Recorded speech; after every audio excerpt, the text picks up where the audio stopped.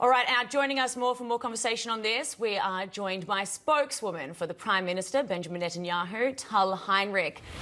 Tal, good morning. Thank you so much for joining us today.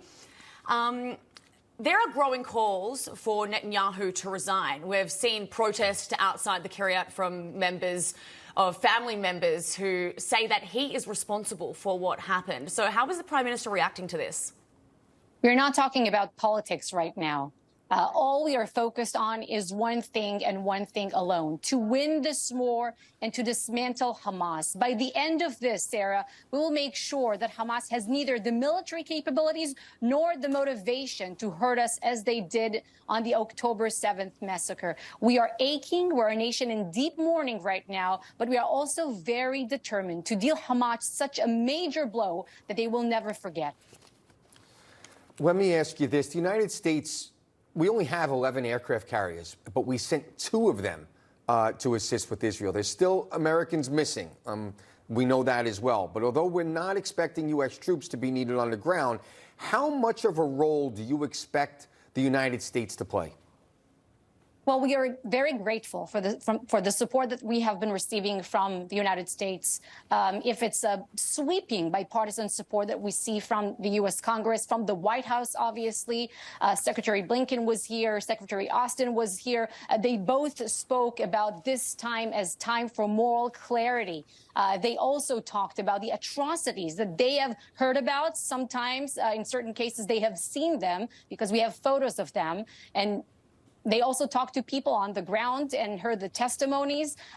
What transpired here is really the most horrific massacre, the most horrific atrocity against the Jewish people since the Holocaust. So we are very grateful for any kind of support that we are receiving. Israel is right now on the front lines of the war against terrorism. Secretary Austin said that he knows ISIS, and what he's seen here is worse than ISIS. And he's right. It is indeed worse. The counteroffensive that we launched will reach its goal. We will dismantle Hamas. Yet it is horrific, the sights that we have seen there, Tal. You're completely right. But I want you to talk to us about the unity government. What will the roles of Benny Gantz and Avigdor Lieberman be? Well, again, I'm not here to talk politics. What I can tell you, Sarah, is that the unity government is reflective of the public sentiment that we're seeing here in Israel. If it's in the IDF on the front lines, but also the home command. The solidarity here is incredible. And our enemies were mistaken because they thought that maybe because of the political differences between us, and we've had some very fierce public debates, and I know that NewsMax has been covering these debates over the past months, but we are stronger and united than ever. And everyone in this country either knows someone who is a reservist in the IDF, or on duty right now, or someone who was killed, someone who was abducted, someone who is injured.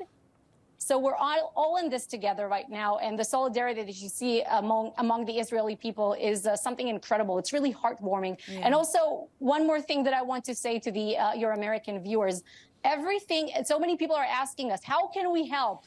So everything that you're doing, if it's with prayers, all kinds of prayers, from every religion, if it's with donations, if it's on social media by countering Palestinian propaganda, it's being felt, and it's trickling down. It's being felt on the ground. We are very grateful for it.